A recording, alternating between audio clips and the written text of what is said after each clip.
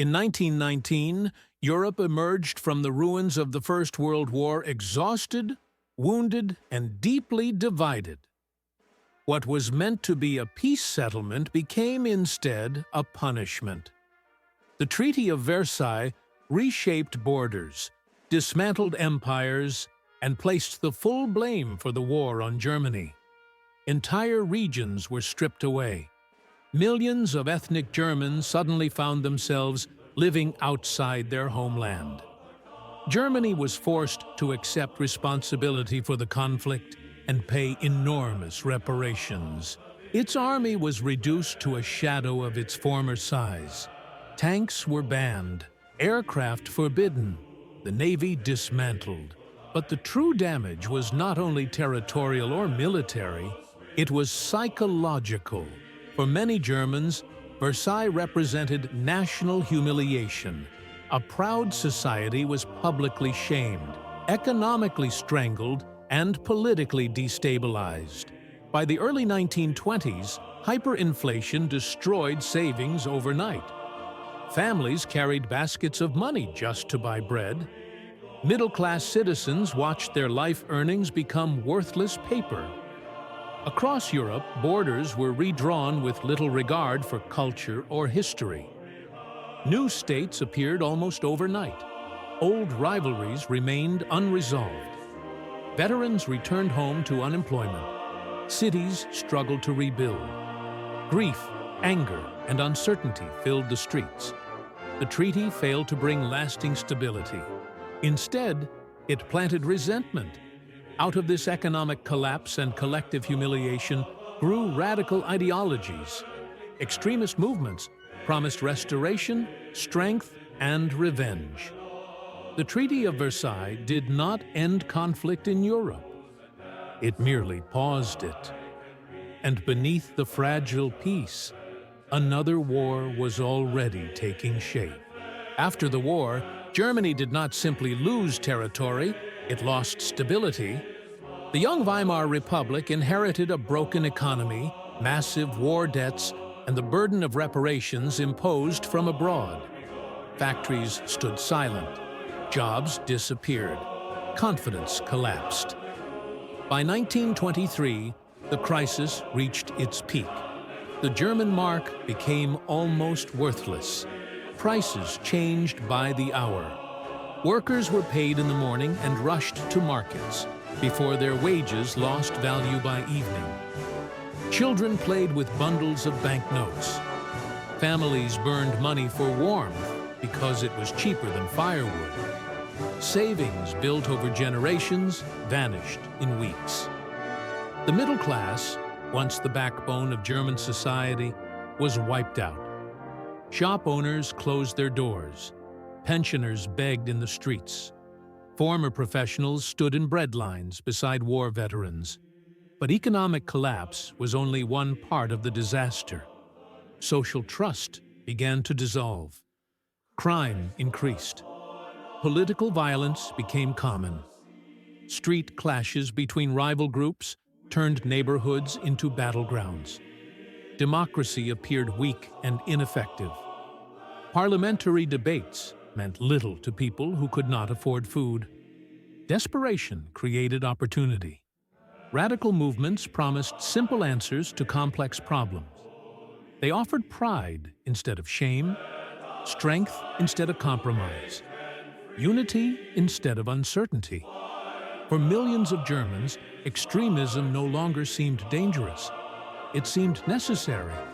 Hyperinflation did more than destroy currency. It shattered faith in democratic institutions. And in that vacuum, created by hunger, humiliation, and hopelessness, new ideologies began to take root. Germany was not just collapsing economically, it was breaking apart socially. In the chaos of post-war Germany, a new political figure began to emerge. Adolf Hitler was not born into power. He was a failed artist, a former soldier, and an angry nationalist searching for purpose in a broken society. In Munich, he joined a small extremist group that would soon become the Nazi Party. At first, they were insignificant. Their meetings were held in beer halls. Their audiences were small. Their ideas were radical. But Hitler possessed something rare. He knew how to speak to despair. He blamed Germany's suffering on internal enemies, foreign powers, and weak politicians. He promised restoration. He promised strength. He promised a return to national pride. In 1923, Hitler attempted to seize power by force during the beer hall putsch. The coup failed. He was arrested. Yet even in prison, Hitler found opportunity. He wrote Mein Kampf, outlining a dangerous ideology built on racial supremacy, territorial expansion, and absolute obedience. After his release, Hitler changed strategy. Instead of overthrowing democracy, he decided to use it. The Nazi Party rebuilt itself as a mass movement. They organized rallies. They created symbols. They marched in uniforms. Their message was simple and emotional. Germany had been betrayed. Germany had been humiliated. Germany must rise again. As the economic crisis deepened, Nazi support exploded. Unemployed workers, ruined businessmen, frightened middle-class families, all began to listen. By 1932, the Nazis had become the largest political party in Germany. 1 year later, Hitler was appointed chancellor. What began in smoky beer halls had reached the highest office in the land. Germany had not merely elected a leader, it had opened the door to dictatorship. And Europe would soon feel the consequences. Germany was not alone. Across Europe, democracy was under pressure. Economic hardship, political chaos, and fear of communism pushed many nations toward authoritarian solutions. Italy had already taken that path. Under Benito Mussolini, fascism transformed the country into a one-party state. Opposition was silenced. The press was controlled. Power was centralized around a single leader. Mussolini promised order. He promised national revival. He promised to restore Italy's lost greatness. Many listened. In Spain, civil war erupted.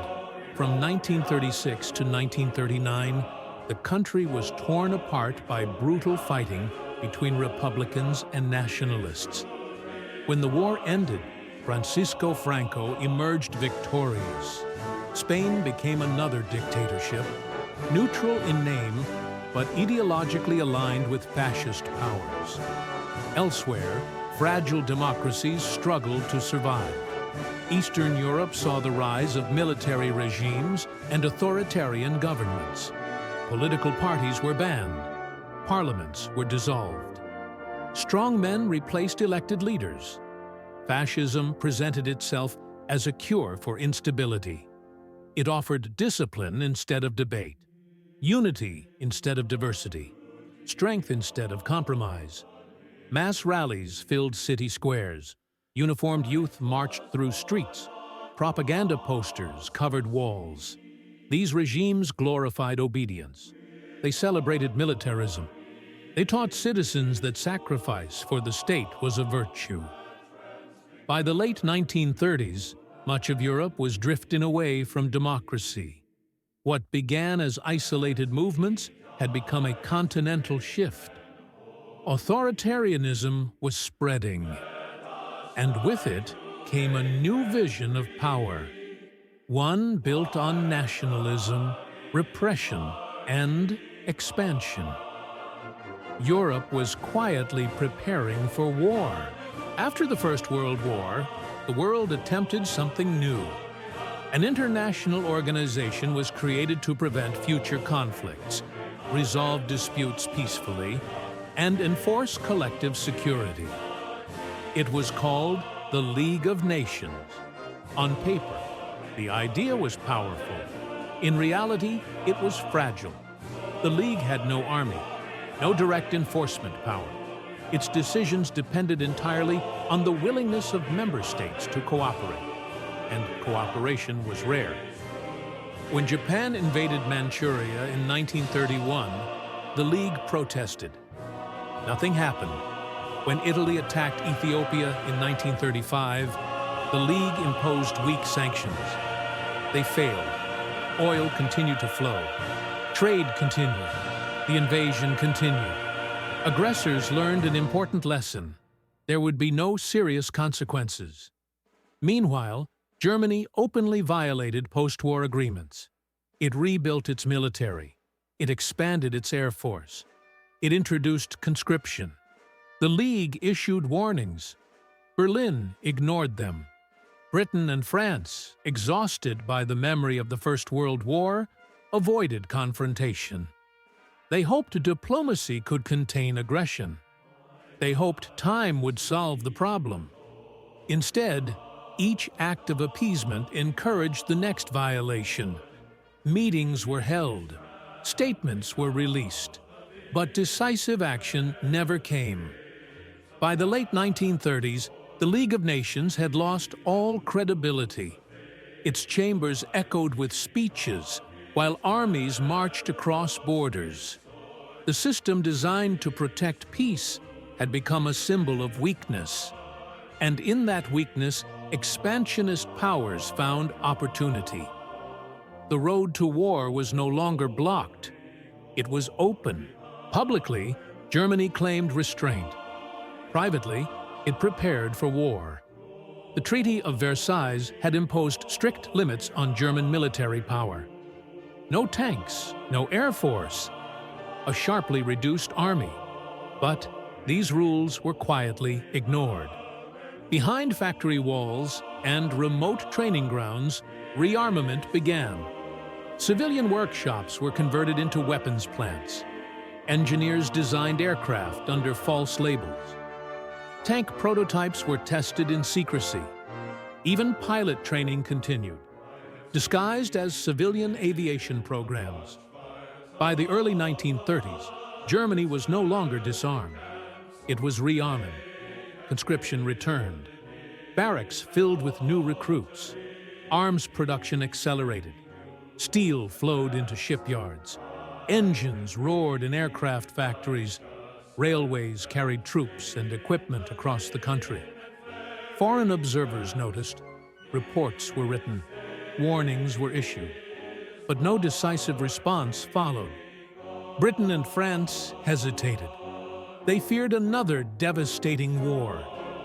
They hoped Germany's ambitions could be contained. Instead, each unchallenged violation strengthened Berlin's confidence.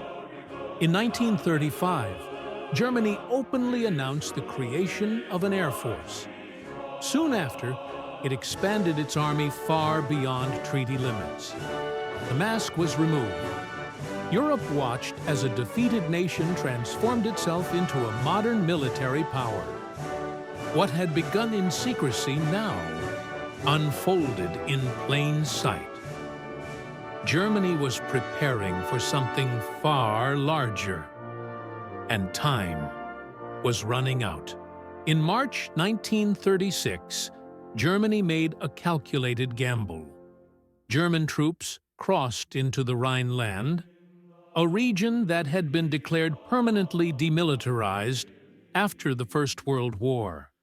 It was a direct violation of international agreements, but it was also a test. Hitler knew Germany's forces were still weak. He had secretly instructed his commanders to retreat immediately if France intervened. No one did. Small columns of soldiers marched across bridges. They entered quiet towns. They raised flags where weapons had been forbidden.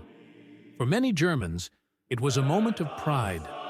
Church bells rang. Crowds gathered. Propaganda cameras captured smiling faces. Inside Europe's capitals, hesitation ruled. France possessed the military strength to stop the move. Britain urged caution. Both governments feared escalation. Both remembered the horrors of the previous war. So they chose restraint. That decision changed everything. Hitler later admitted that the Rhineland operation had been the most dangerous moment of his early rule. If France had acted, he would have been forced to withdraw. Instead, the gamble succeeded. German confidence soared. The army gained strategic depth. Factories expanded production. Fortifications began to rise along the western frontier. More importantly, Hitler learned a crucial lesson. Europe would not resist. From that point forward, his ambitions grew bolder. The Rhineland was not just a military victory. It was psychological. It proved that treaties could be broken without consequence.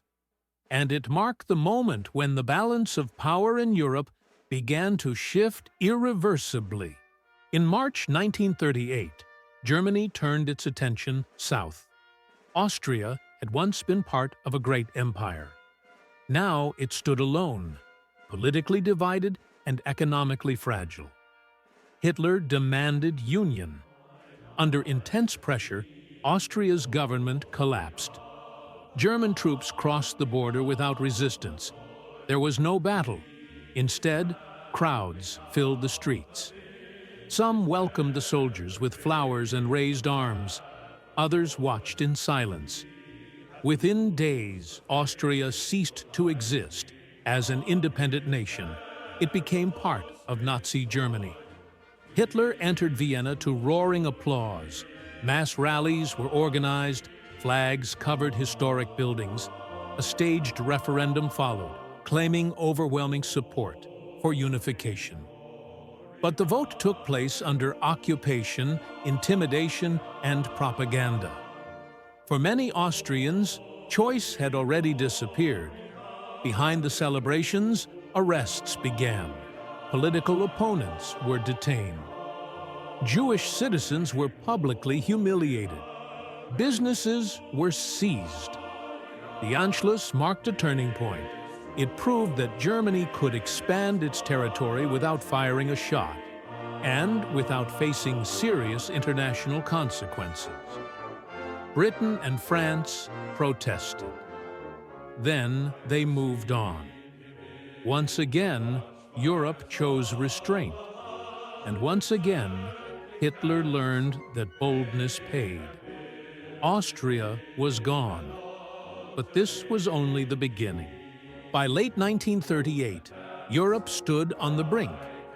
Germany now turned toward Czechoslovakia.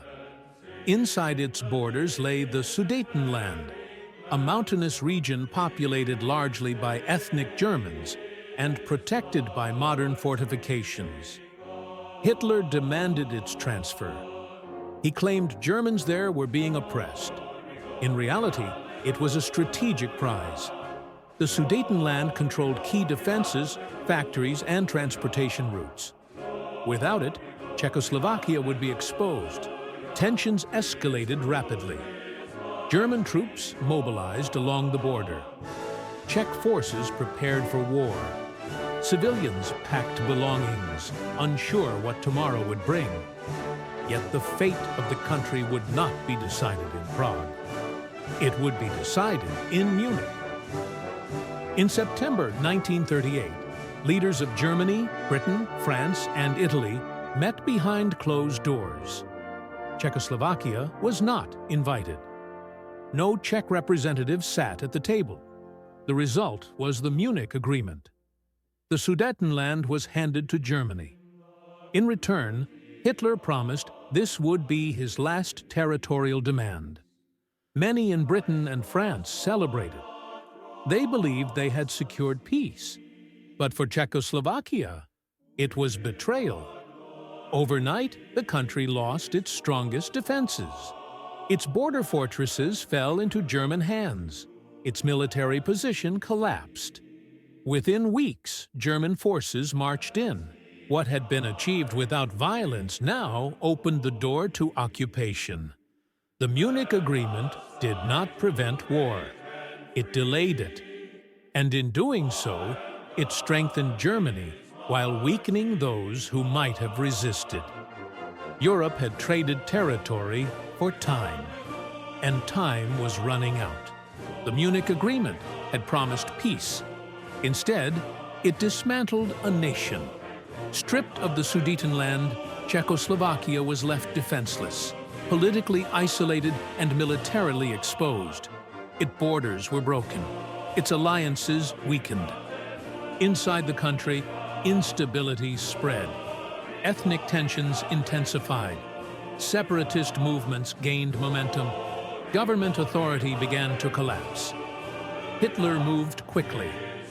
In March 1939, German forces crossed into the heart of Czechoslovakia. There was no declaration of war. Prague woke to the sound of marching boots. Columns of soldiers rolled through quiet streets. Tanks passed historic buildings. Flags were raised over government offices. The Czech army was ordered not to resist. By nightfall, the country had ceased to exist. Bohemia and Moravia became a German protectorate. Slovakia was transformed into a client state.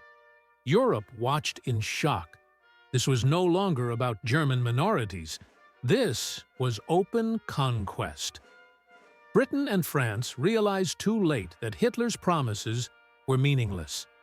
Appeasement had failed. For the first time, Germany had absorbed an entire country without even pretending to negotiate. The illusion of peace shattered. The fall of Czechoslovakia marked a decisive turning point. It revealed the true nature of Nazi expansion.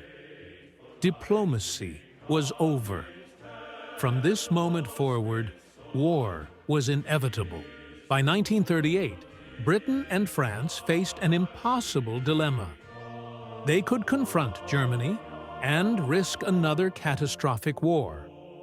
Or they could compromise and hope peace could be preserved. Both nations were still haunted by the memory of the First World War. Entire generations had been lost. Cities had been destroyed. Families carried scars that had never healed. Their leaders feared that Europe could not survive another conflict. So they chose appeasement. They believed that by satisfying Germany's demands, stability could be restored. Each concession was framed as a necessary sacrifice for peace. Diplomacy replaced deterrence. Meetings were held. Documents were signed. Promises were exchanged. But beneath the polite handshakes lay a dangerous assumption that aggression had limits. British and French officials convinced themselves that Hitler could be reasoned with. They trusted his assurances. They underestimated his ambitions. Appeasement was popular at home. Newspapers praised diplomacy. Crowds welcomed returning leaders. People celebrated the idea that war had been avoided. Yet in reality, each compromise weakened Europe's defenses. Germany gained territory without resistance. Its military grew stronger. Its confidence expanded. Czechoslovakia had been abandoned. Austria had vanished. And still, Britain and France hesitated. Appeasement was not driven by cowardice. It was driven by fear. Fear of casualties. Fear of economic collapse. Fear of repeating history. But by delaying confrontation, they made the future conflict far more dangerous. Appeasement bought time. But it bought time for Germany, not for peace. While Western Europe struggled with appeasement, another great power watched from the East. The Soviet Union remained officially committed to collective security, but in practice, it stood apart. Stalin distrusted the West. He believed Britain and France were willing to let Germany expand eastward, at Soviet expense. Diplomatic talks dragged on. Mutual suspicion grew. Inside the Soviet Union, a different crisis was unfolding. The Red Army had been weakened by purges. Experienced officers were removed. Command structures were disrupted. Stalin knew his military was not ready for a major war, so he waited. Moscow sent observers to conferences.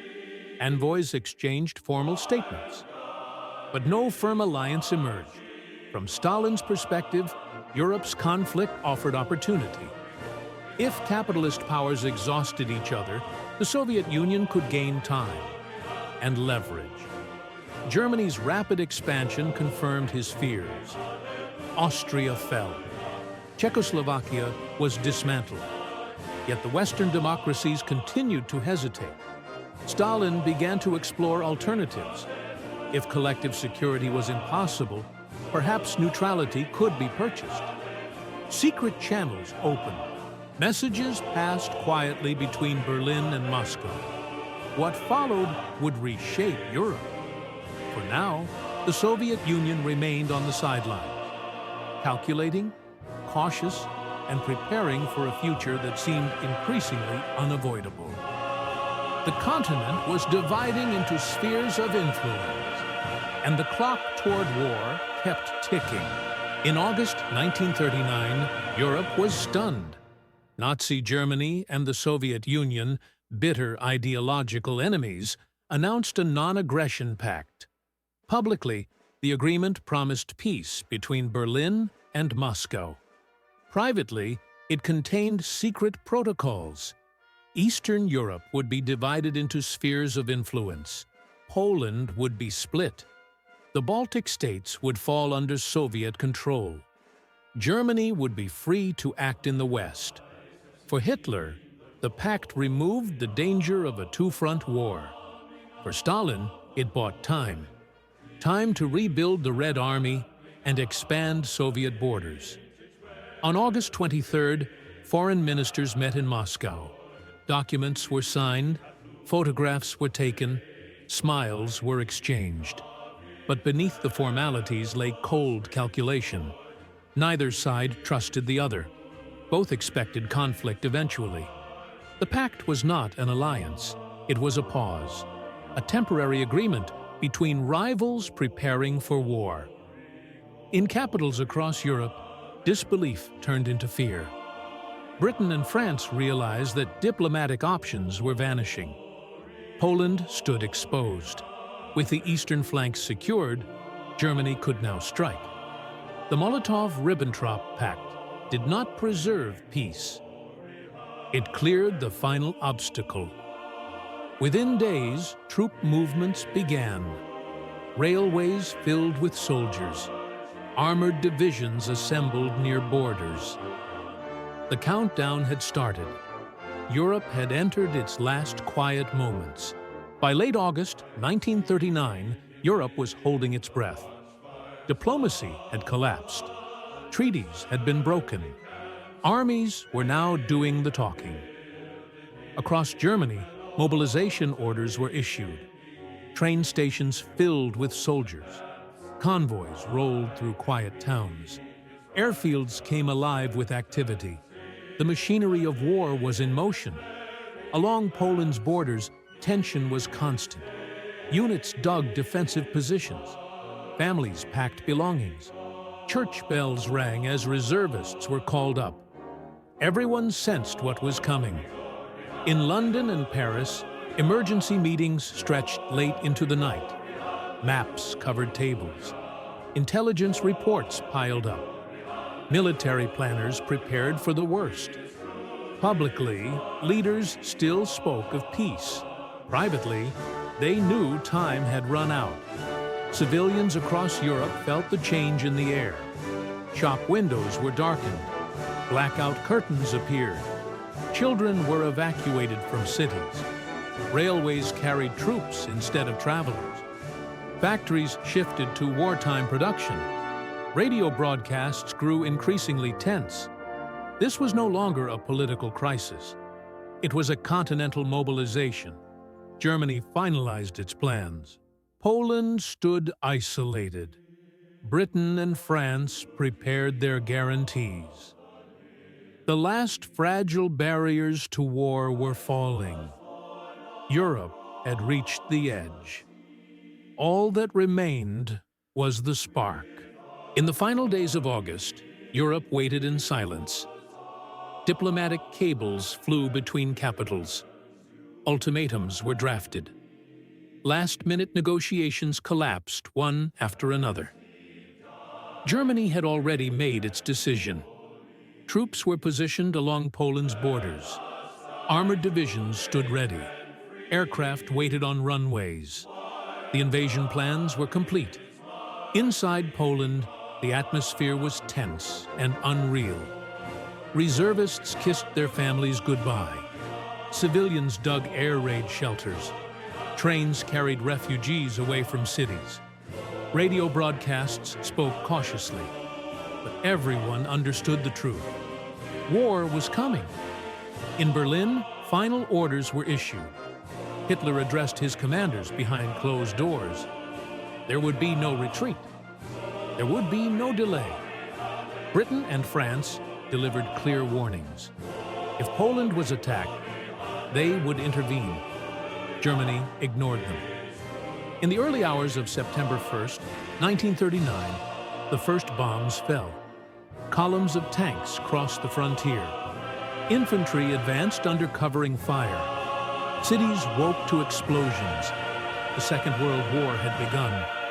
Years of broken treaties, failed diplomacy, and unchecked aggression had led to this moment. What started as political tension had become global conflict. Europe was no longer on the edge of war. It was inside it.